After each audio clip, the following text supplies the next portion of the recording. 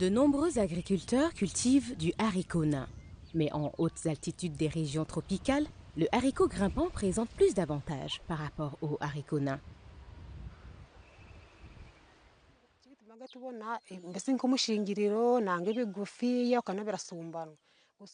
Nous préférons le haricot grimpant car leur rendement est 3 fois supérieur à celui du haricot nain.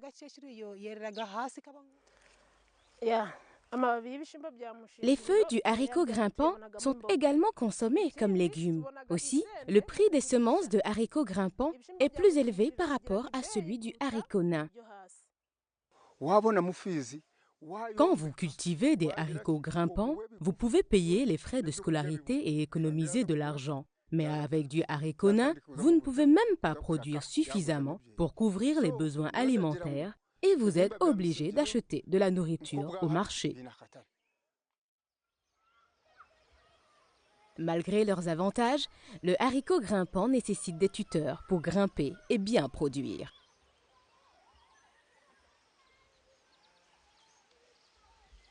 Dans les régions où les arbres ou arbustes sont rares, des tuteurs en bois sont difficiles à trouver et sont coûteux. Souvent, les agriculteurs n'ont pas assez d'argent pour acheter suffisamment de tuteurs au marché local.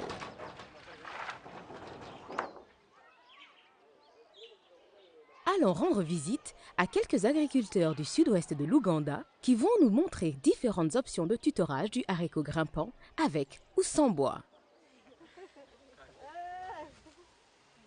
Les tuteurs en bois sont les supports les plus solides pour le haricot grimpant et peuvent être utilisés pendant de nombreuses saisons, mais le bois est très sollicité pour la construction et comme bois de chauffage. Pour avoir un approvisionnement continu en bois, de nombreux agriculteurs ont planté des eucalyptus sur les zones déboisées. D'autres agriculteurs plantent des vernonias dans leurs champs et autour de ceux-ci. En plus d'avoir des valeurs médicinales, le vernonia est une source parfaite de tuteurs. Aïda Mugenga, présidente du groupe des femmes de Rwaramba à Kisoro, a mis en place une petite pépinière de vernonia autour de sa maison. Elle coupe les branches de vernonia avec des fleurs qui ont formé des graines. Après avoir épandu les graines sur un sol fertile, elle les couvre avec de la terre meuble. Aïda partage ses plantules avec les membres de son groupe et leur montre comment faire pousser leurs propres plantules. Donc, elles ont toute une source de tuteurs en toute saison.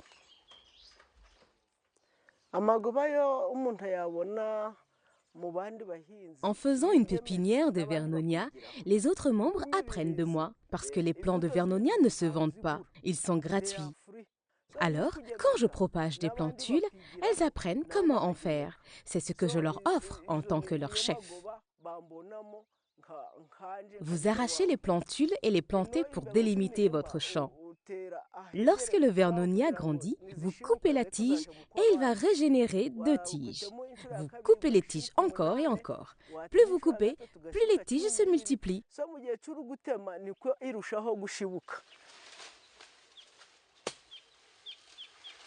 Coupez des branches droites d'une longueur de 2 à 2,5 mètres.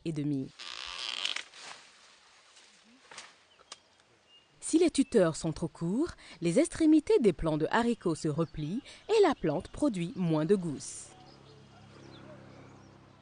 Mais si les tuteurs sont trop longs, les plants de haricots mettront tous leurs efforts pour continuer à grimper et produiront moins de gousses. Aiguisez la partie inférieure des tuteurs pour qu'il soit plus facile de les enfoncer dans le sol. Les feuilles de vernonia sont aussi un bon fourrage.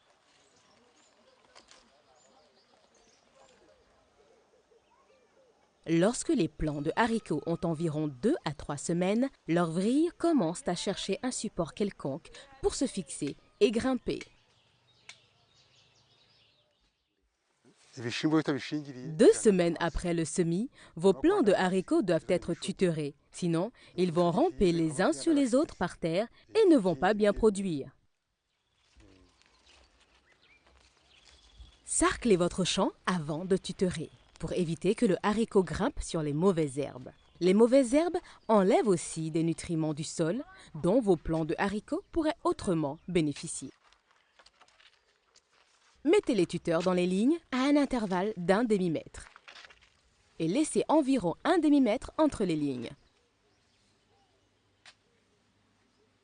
Enfoncez bien les tuteurs dans le sol pour qu'ils ne tombent pas en cas de vent fort. Chaque tuteur peut supporter jusqu'à 5 plants de haricots. Maintenant, que pouvons-nous faire si nous n'avons pas un accès facile au bois?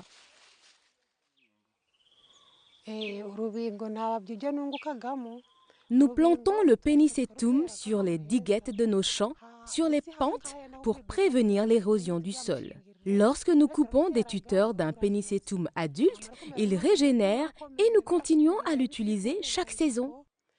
Mais lorsque vous utilisez un jeune Pennisetum, les tuteurs sont faibles et tomberont sur le sol. Par conséquent, les gousses de haricots ne produiront pas de graines. Contrairement aux tuteurs en bois, les tuteurs de Pennisetum ne peuvent être utilisés que pour 2 saisons. Flavia utilise des tuteurs de Pennisetum fraîchement coupés. Pour s'assurer que les tuteurs ne commencent pas à repousser, elle supprime tous les bourgeons avec sa machette.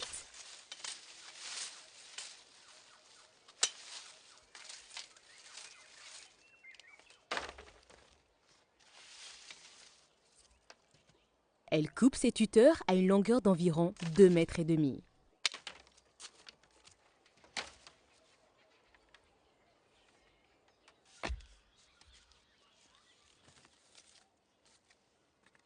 Pour avoir un approvisionnement régulier de Pennisetum, elle plante des boutures au bord de son champ.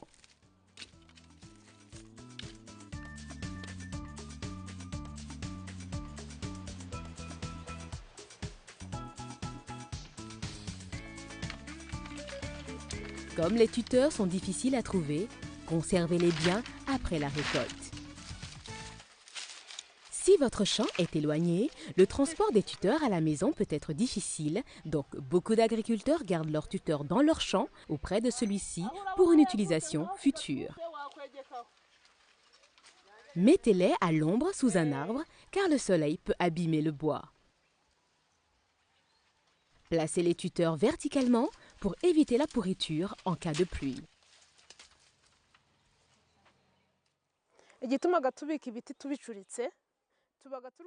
Nous plaçons les têtes des tuteurs en bas afin qu'ils ne pourrissent pas. La partie qui était dans le sol doit rester en haut et sec.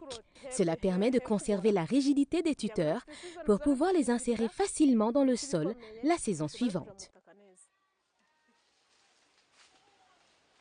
En prenant bien soin de vos tuteurs, vous pouvez les garder pendant plusieurs saisons. Mais comme les tuteurs sont très recherchés, il est aussi nécessaire de prendre des précautions contre les voleurs. Certaines communautés ont pris des mesures pour protéger leurs tuteurs.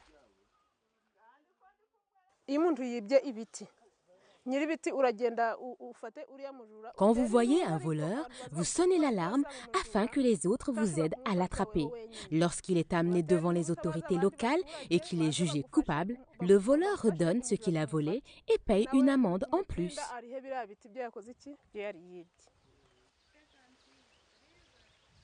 Si possible, vous pouvez amener les tuteurs à la maison après chaque récolte du haricot.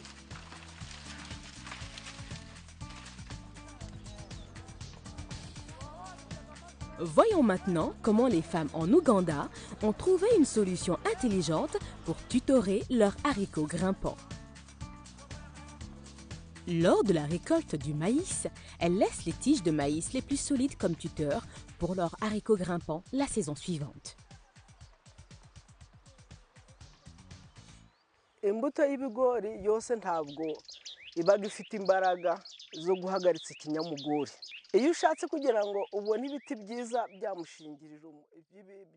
Toutes les variétés de maïs ne donnent pas de tuteurs solides. Si vous souhaitez obtenir de bons tuteurs, vous avez intérêt à planter des variétés améliorées et à laisser un espace suffisant entre les plantes.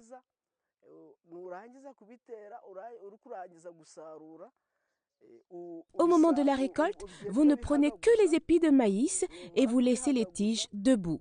Puis, vous enlevez les feuilles de sorte que le haricot puisse grimper facilement. Les voleurs aiment voler nos tuteurs, mais il leur est facile de voler les tiges de maïs. C'est une autre raison pour laquelle nous avons décidé d'utiliser des tiges de maïs comme tuteurs.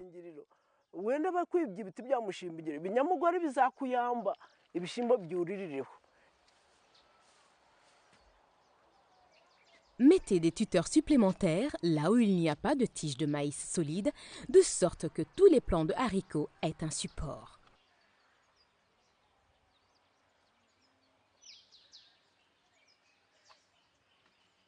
Si les tiges de maïs ne sont pas assez solides, vous pouvez mettre un bâton en bois au milieu de 4 tiges de maïs et les attacher ensemble au sommet.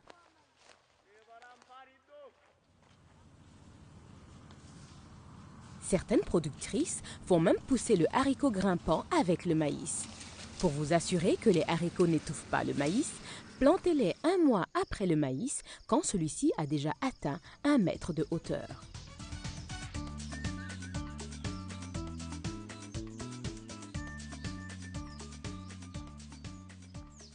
Au cours des 15 dernières années, James Kabaribé a expérimenté différentes méthodes de tutorage. De toutes ces méthodes, James préfère utiliser des cordes. Entre 2 lignes de haricots, vous mettez des poteaux solides d'environ 2 mètres de haut, à un intervalle d'environ 5 mètres. Les poteaux sont reliés au sommet, soit par une corde en nylon, soit par un bâton.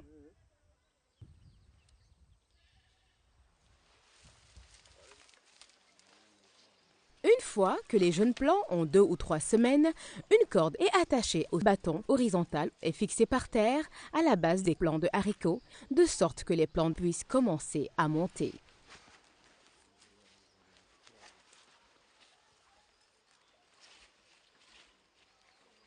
James utilise des cordes, des roseaux torsadés, des bandes d'écorce d'arbres et même des tiges d'une plante rampante. Vous n'avez pas besoin de payer la main-d'œuvre pour transporter les matériaux au champ. Vous mettez simplement les cordes sur votre épaule et vous marchez. Au moment de la récolte, vous coupez tout simplement les cordes et votre femme rassemble le haricot.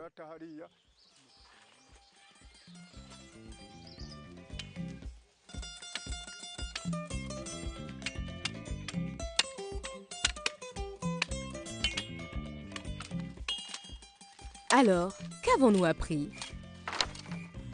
Le haricot grimpant produit 3 fois plus que le haricot nain. Mais le haricot grimpant a besoin des tuteurs qui sont assez solides avec une hauteur de 2 mètres ou 2 mètres et demi. Vous pouvez utiliser les tuteurs de l'eucalyptus, du vernonia ou un autre type de bois. Vous pouvez conserver les tuteurs d'une année à l'autre. À la place du bois, vous pouvez également utiliser le pénicétum ou des tiges de maïs. Vous pouvez aussi utiliser des cordes.